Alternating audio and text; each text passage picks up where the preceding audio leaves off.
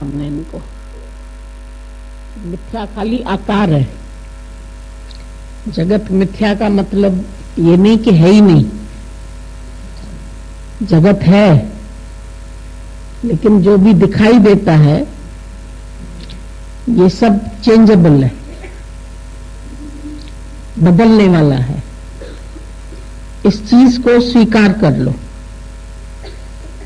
कोई भी चीज जो है वो हमेशा रहने वाली नहीं है। जो आज तुम्हारे पास है कल किसी के पास है, परसों किसी के पास है, हमेशा तुम्हारा होके नहीं रहेगा। शरीर भी अपना नहीं है, ये भी यहीं रह जाएगा, इसको भी तुम साथ नहीं लेके जाओगे।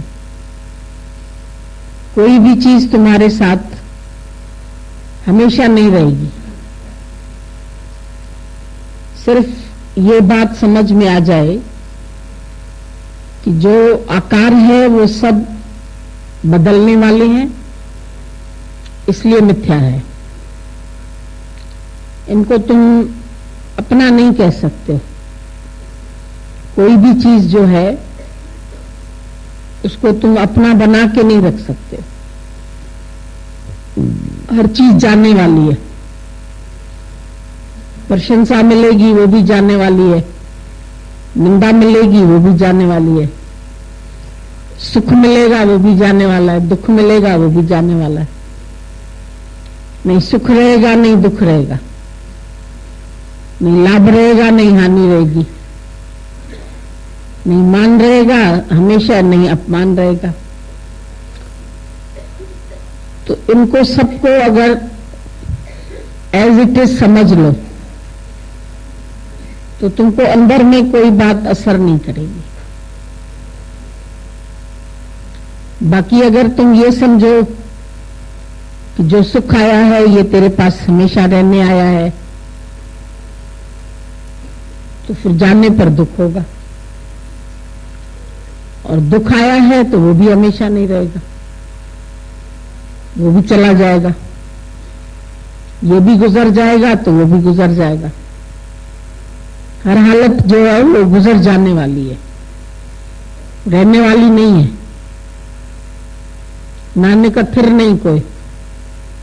दिन हुआ है तो फिर रात होएगी, रात हुई है तो फिर दिन होएगा। इसलिए ज्ञानी किसी चीज का शोक नहीं करता है, अशोक होके रहता है। तुम भी दुनिया में अशोक होके रह सकते हैं,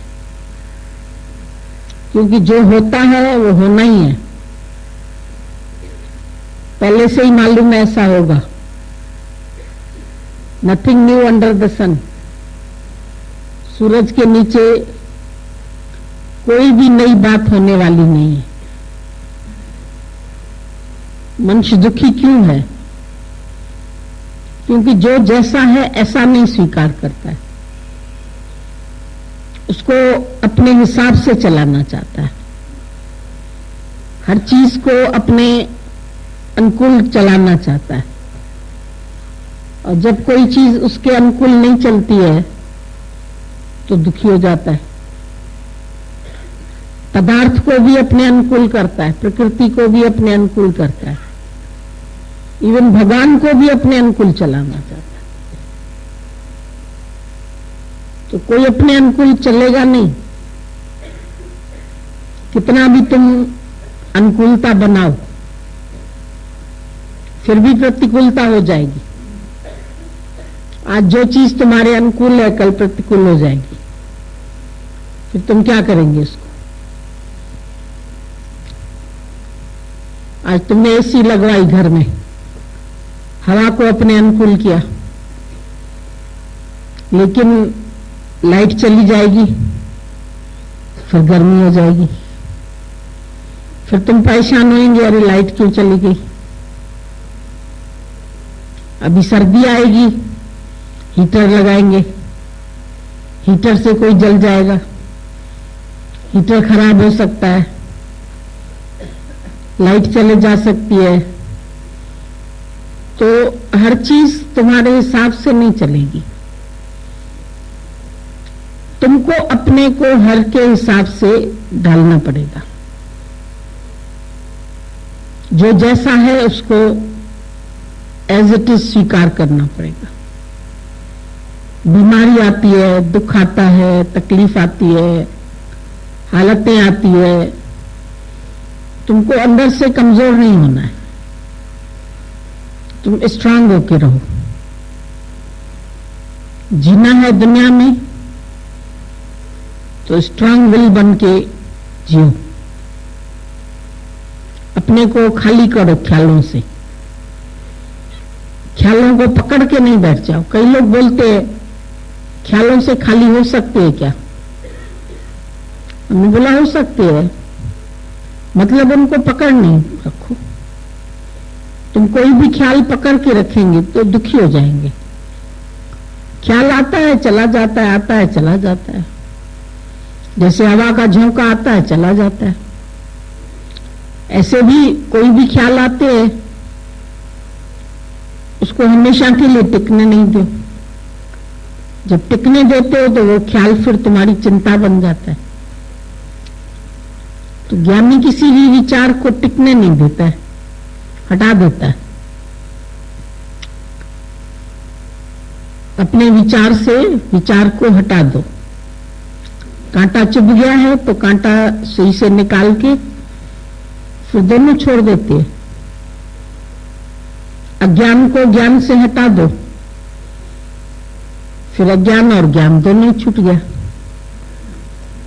साबुन से कपड़ा साफ किया, फिर साबुन को कपड़े में तो नहीं रहने देते, फिर साबुन भी साफ कर देते। ऐसे ही ज्ञान का भी अभिमान नहीं करो। ज्ञान भी पकड़ के रखेंगे, ज्ञानी हो जाएंगे। ज्ञानी हो जाएंगे तो अभिमानी हो जाएंगे। तो नहीं बनो ज्ञानी, नहीं बनो अज्ञानी। मैं ज्ञानी हूं तो फिर अज्ञान आने का डर लगेगा। ज्ञानी कभी अज्ञानी भी हो जाएगा। जहां ज्ञान है वहां अज्ञान भी है। वशिष्ठ के 100 पुत्र मर गए, नहीं रोया। फिर एक पुत्र मरा तो रोने लगा। तो किसी ने बोला भाई अभी 100 मर गए तब तो नहीं रोए, अभी एक के मरने पर क्यों रोया? बोला क्योंकि ज्ञान है तो अज्ञान भी है। कभी कभी अज्ञान का झोंका आ जाता है। अभी सजग होके तुम सत्संग सुनते, कभी कभी नींद का झोंका आ जाता है। तो ऐसे ही माया के झोंके भी आते रहते हैं, हालतें भी आती रहती है, परिस्थितियां भी बदलती रहती है। तुम हर परिस्थिति को अपने हिसाब से देखना चाहते हैं, हर व्यक्ति को अपने हिसाब से चलाना चाहते हैं, लेकिन ऐसा होगा नहीं, क्योंकि हर व्यक्ति में गुण भी है, दोष भी है। तो तुम सबके दोष देखना शुरू करो तो तुमको दोष रहित एक भी नहीं मिलेगा। सब जगह कहीं ना कोई दोष सब में है। अभी बहुत अच्छा कपड़ा दिखाएं तो फिर तुम बोलेगा इसमें एक काला धब्बा क्यों है, एक स्पॉट क्यों है। स्पॉट पर नजर चली जाती है। ईश्वर की इतनी सुंदर प्रकृति है, सब कुछ अच्छा ही अच्छा है, लेकिन फिर भी उसमें हम कहीं ना कहीं कोई खराबी देख लेते, कोई ना कोई बुराई भगवान की भी देख लेते। बोला एक जगह सरोवर में कमल का फूल भी खिला था, पास में गुलाब के फूल भी खिले थे, सरोवर भी बहुत अच्छा था, लेकिन वहां एक खंबा था तो एक चींटी चल रही थी। अभी चींटी क्या कर रही थी वहां? चींटी एक खड्डा ढूंढ रही थी, किसमें घुस जाऊं। वो कमल भी नहीं देखती है, सरोवर भी नहीं देखती है, फूल भी नहीं देखती है। वो खड्डा ढूंढती है। इंसान भी अच्छाई नहीं देखता है, किसमें कौन सा खड्डा है वो देखता है, किसमें कौन सी बुराई है उसको ढूंढने की कोशिश करता है। फिर ऐसा तो कोई व्यक्ति नहीं मिलेगा जिसमें कोई बुराई नहीं है। अपने ही अंदर देखो तो सब अच्छाई तो नहीं, कहीं ना कहीं कोई बुराई तो है ही इंसान के अंदर। अगर हम किसकी बुराई देखते हैं तो अपने को बहुत अच्छा समझते हैं,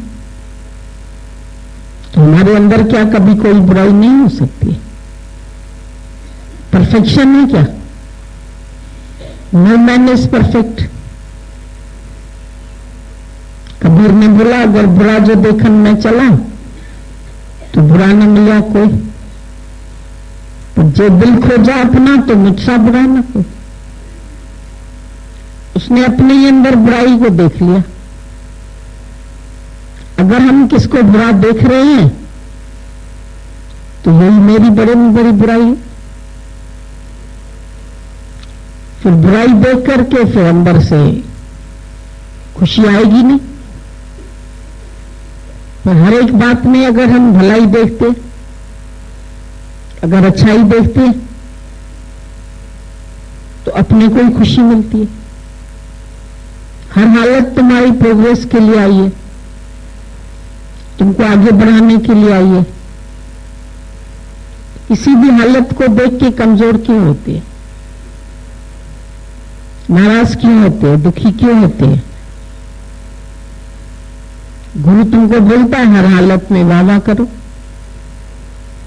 ये भी सजन तेरी वाह वाह, ये भी वाह वाह। बीमारी आई तो वाह वाह, दुख आया तो वाह वाह, ख्याल चले तो वाह वाह, नहीं चले तो वाह वाह। हवा चल रही है तो ठीक है, नहीं चल रही है तो भी ठीक है। दिखाई नहीं देती है लेकिन हवा तो है ही है। बिना हवा के तो तुम मर ही जाएंगे। तो कभी कोई चीज दिखाई देती है, कभी नहीं भी दिखाई देती है, लेकिन प्रकृति में तो सब कुछ है। अच्छा भी है, बुरा भी है, दुख भी है, सुख भी है, लाभ भी है, हानि भी है। हमेशा यश नहीं मिलेगा, कभी यश मिलेगा, कभी अपयश मिलेगा। हमेशा तुम बोलो एक से रहे सब, घर के लोग सब एक से रहे, घर के विचार सबके एक से रहे, नहीं रहेगी। तुम एक घर को बांध के नहीं रख सकते। 4 बच्चों को मां नहीं बांध सकती है, सबके विचार अलग अलग है।